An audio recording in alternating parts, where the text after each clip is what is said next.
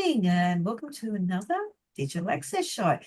We've been looking at a lot of different areas about perceivability, and a couple of shows we've looked at two principles in the Web Content Accessibility Guidelines, one being perceivability and the other was operability, and that was episode 3 with Anita Gover. We were talking about the effects of badly designed banners, in particular seizures and physical effects. This week, we're actually going to join those two together again with a third one, understandability. So don't forget, perceivability is all about the signs. It's all about the elements that are used so that people can understand the information you're getting. Operability is how you access it, whether it's by touch, audio, keyboard, whichever way, mouse.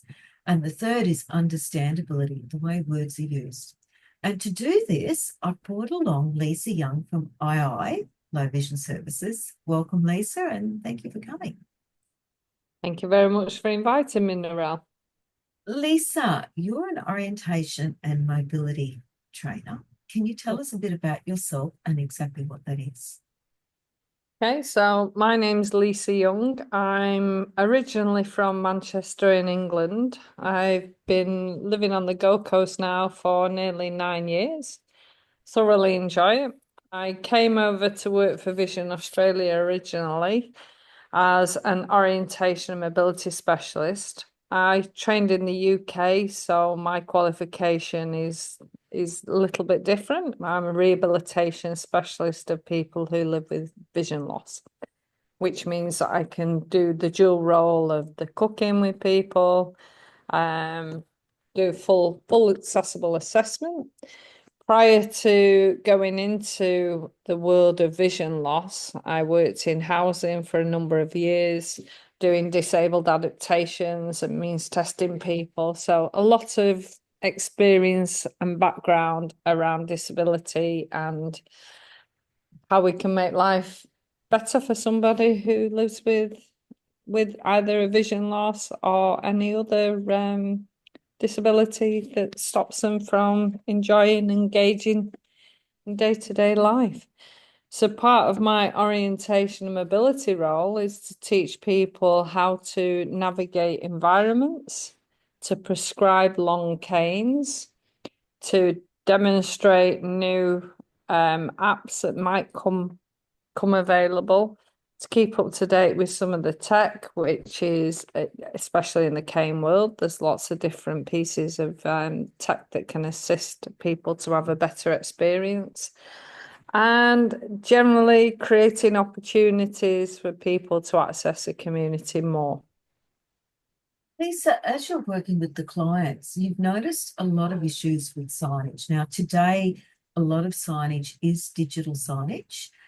And, from LED lights to audio to all types of things.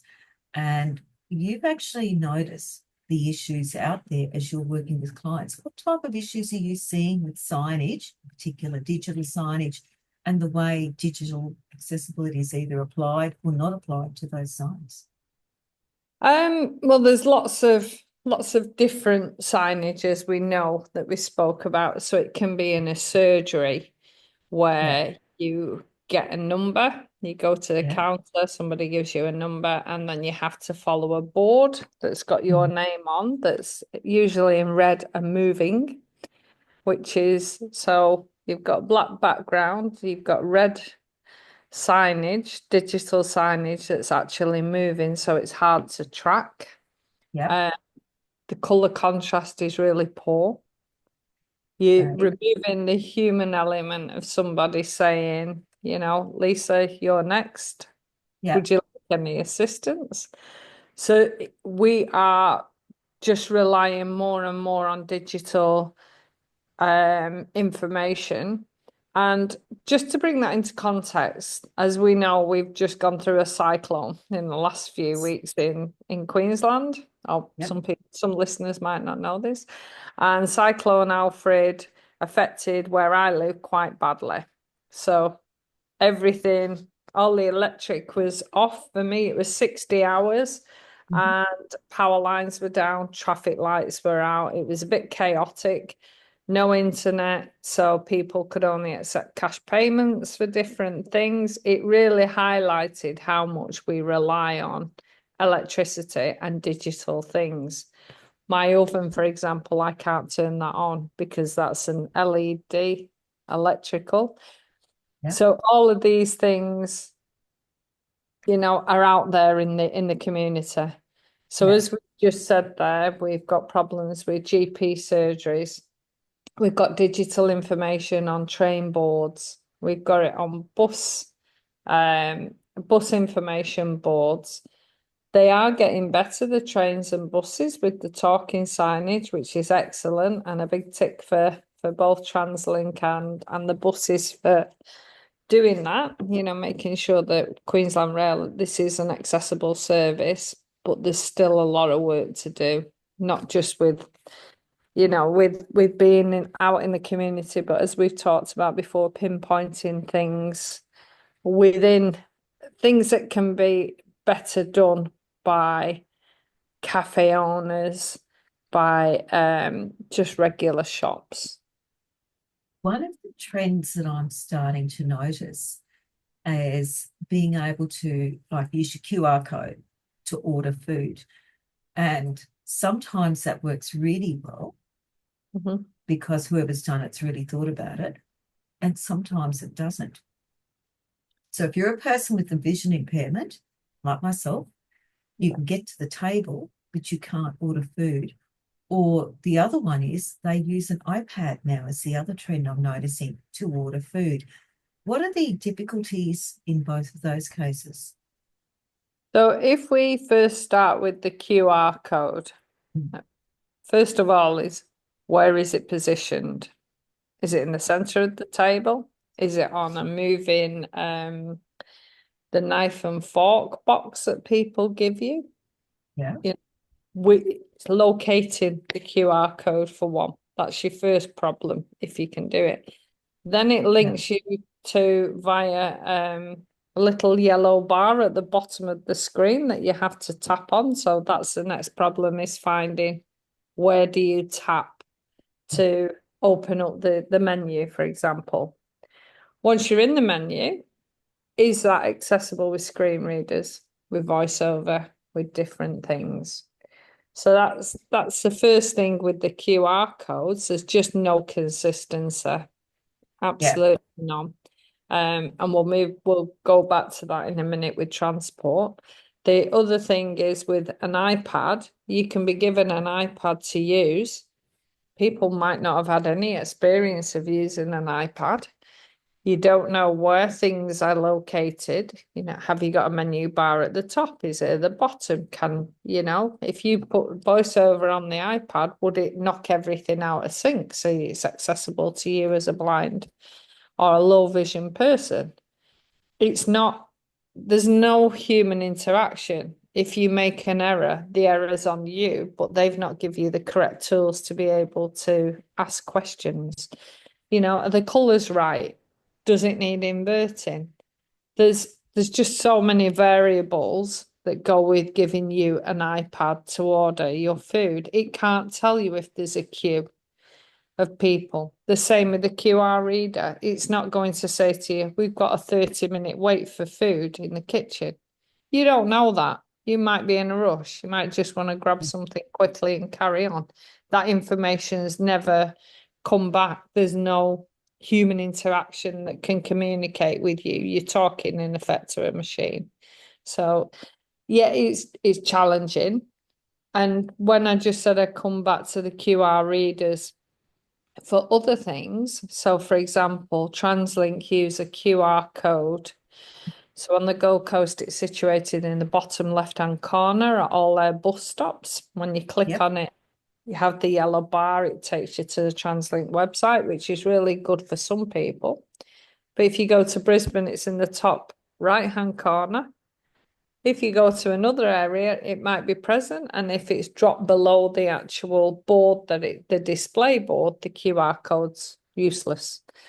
So it is another form of communication. TransLink do back it up with some other features, but just solely relying on QR codes is not the way forward. same as everything. It works for some people. It doesn't necessarily work for everybody. What about the old-fashioned service if you went to a cafe or to order food? What are the difficulties there that people with vision impairment have? You mean with a paper menu, just with a Paper read? menu, yep, yeah, Okay. So generally, when I'm with people, the reading the paper menu can be difficult, especially if it's laminated. They're using a light, the light bounces off the laminate. So then they get glare, can't always read it. I'm just trying to think. Some of the text can be really small. The colours are very, very important, as we know, colour contrast for somebody with low yeah. vision. So Mm. if the people are using particular fonts, then the font might not be picked up with screen readers, or it might be difficult to see. But the ones that are really hard is generally when they're using very fancy colours and things that just are hard to see. The Yeah, signage can be difficult. And photographs as well on food photographs rather than a verbal description are also because there's some places that just have photographs and a number underneath that you order.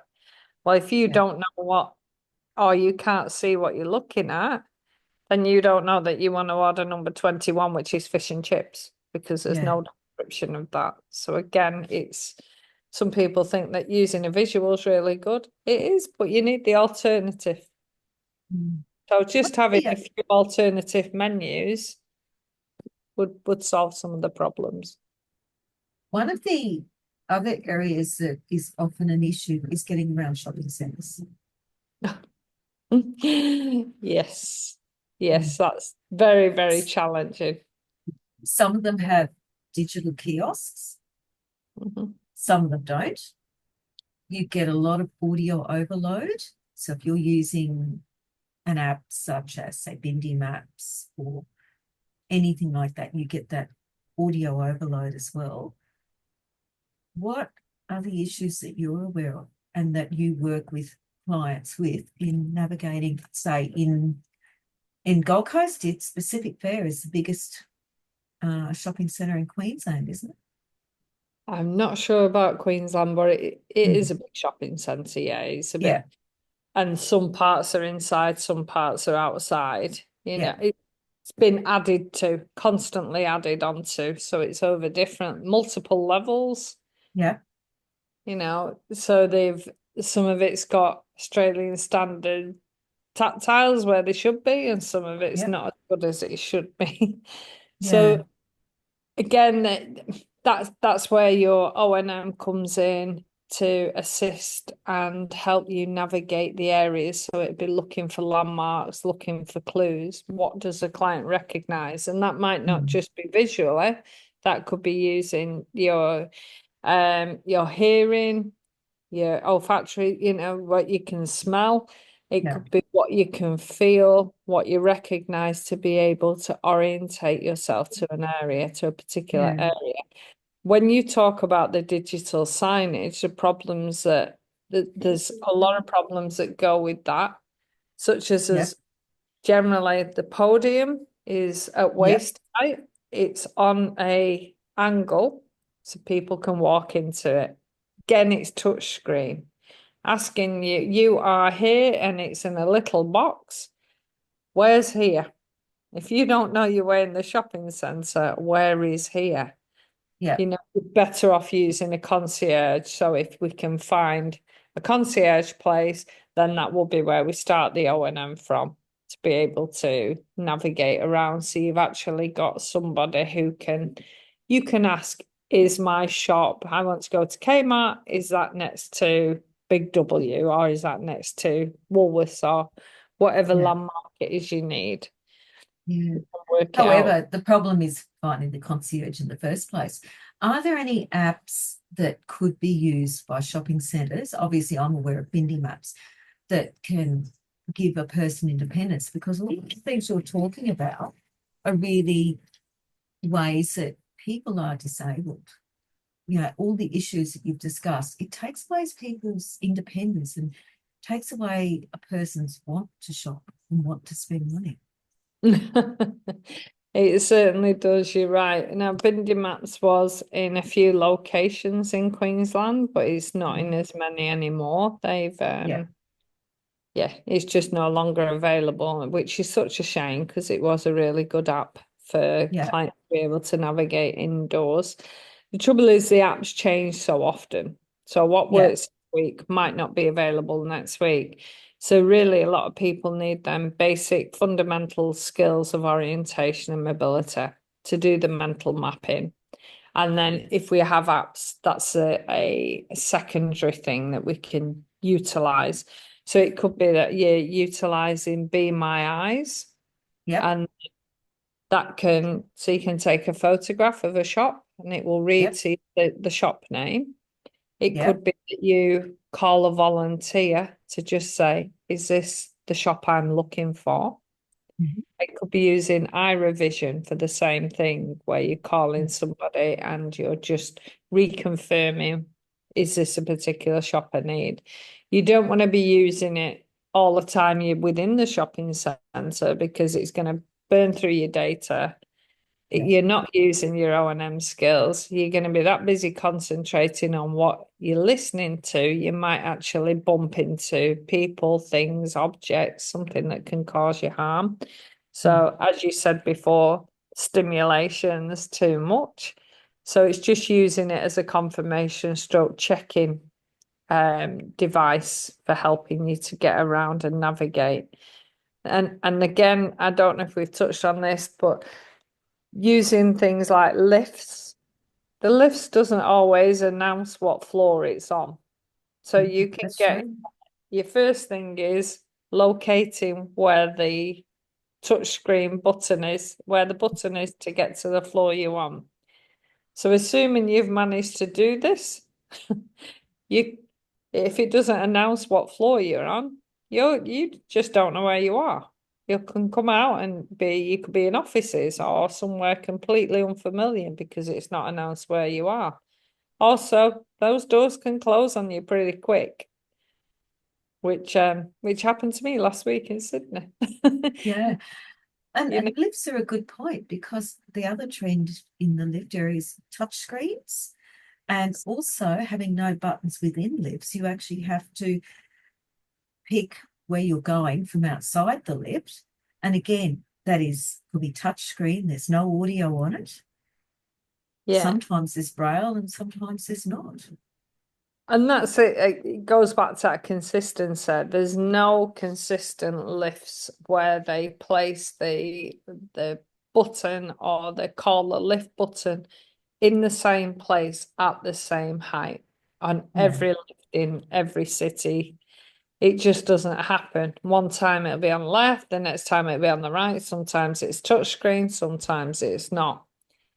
It's a bit of a lottery, really. Yeah. And it's the same with braille signage. It's never in the same place. So how do we teach people where to go? Male from female toilets, things like that. Yeah. Yeah. Parent.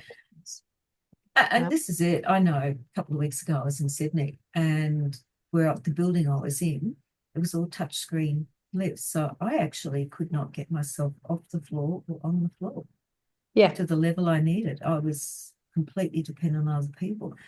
And again, it's just a lack of digital accessibility. No, it's not a computer. Well, actually, it is because it's all controlled by computers. It's Yeah. just another area of accessibility that needs some work. Oh, definitely, definitely. I mean, there are at the train stations, there's generally the lift just goes up and down to the Yeah, station. You yeah, but there are some of the newer ones where you've got three levels.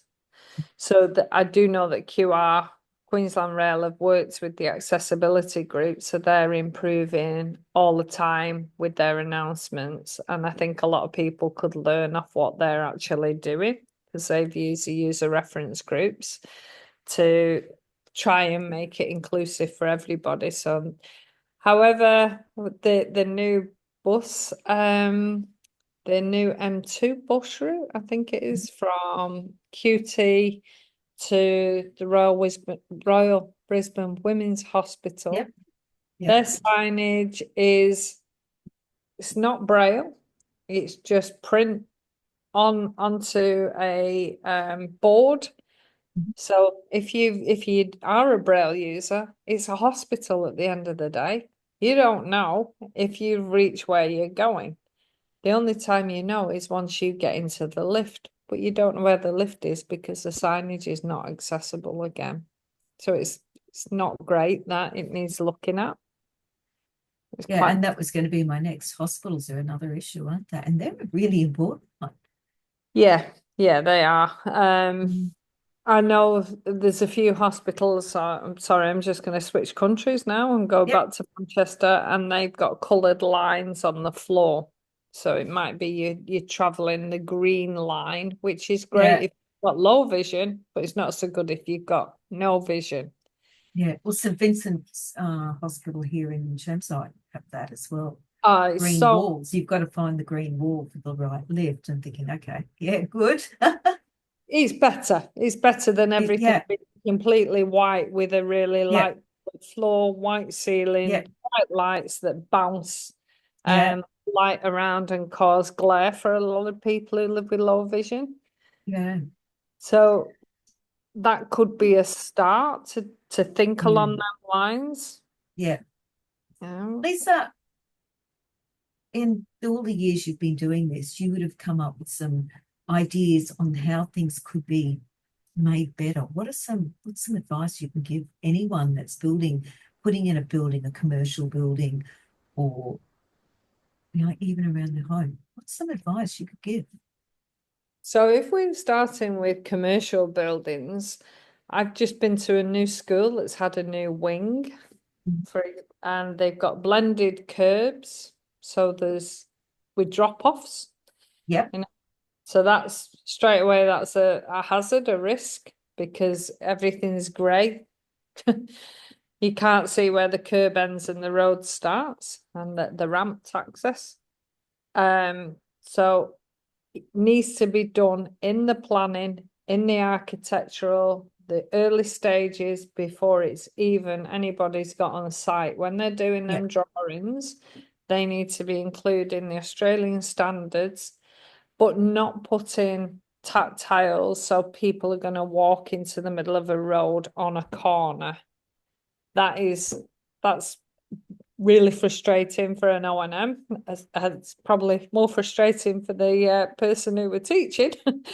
because they can sometimes line up to go diagonally across a road. Yep. Straight away, that person's at risk. So if planners can think along the lines of let's get this back to the planners, stroke architects, it's got to be accessible. We've got to have the tactiles around. We've got to make sure we've got good colour contrast. We've got to ensure that our signage works for everybody. So if one option doesn't work for one group, then there's an alternative option. And if that means having a couple of signs, and that's what it has to be. Continuity. Everything in this building, if the lift is on the right hand side where we press the lift button, that goes the same on every floor, and it's duplicated in every lift shaft, for example. They're little ways that could help. Don't do everything that's I see a lot of places where they just use no colour. They want everything to just be either all grey, all white, or all natural. And it just doesn't work for some people. It's really difficult.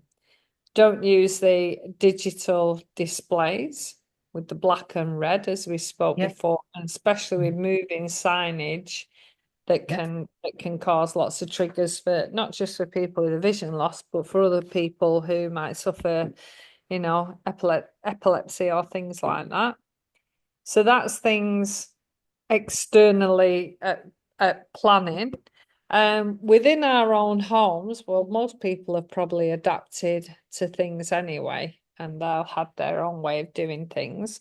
Although I do spend time in people's homes looking at how we can make things accessible. For example, if your microwave's touch screen, then I might use a tactile marker to put just under or above where that person needs to press for the start button or for the 2-minute button. So they've then got a clue as to how to use their microwave, and that then goes from somebody being dependent to independent. They can do that for themselves. They no longer need to ask by a very tiny bump dot or piece of Velcro. And that's a small thing you can do. Same with washing machines, with dishwashers, just put some markers on, some tactile markers, and that then becomes accessible. It really is the simple things, isn't it? I mean, we couldn't have covered everything. Like you said, airports are another one. There's just so many instances where digital accessibility really can be improved. And, ensuring that things are predictable and using the same words everywhere is another place. If it's Yes, parking, it's parking. It's yeah. not something else, just using the same words. Thanks, Lisa. Thanks very much for your time today. Lisa, how can people keep in contact with you? Okay, they can email me at Lisa, Lisa, at ieye.com.au. Telephone on 0468 897 262, or look at my fully accessible website, which is ieye.com.au. Lisa, thanks again. It's, you and I have a few conversations about this, and I can just encourage everyone, if you see something you think, oh, hang on, how will a person just getting older, Mhm. how would they navigate this? Is it going to be an issue? You have the right to ask the store on how to do that. And there are so many areas anywhere out in the community, actually, you'll find it everywhere, like a digital accessibility and signage. It's a massive problem. So if you like what we do, please like, subscribe, review, share. Love you to share. And we will see you next week on the Digital Access Zone. See you later.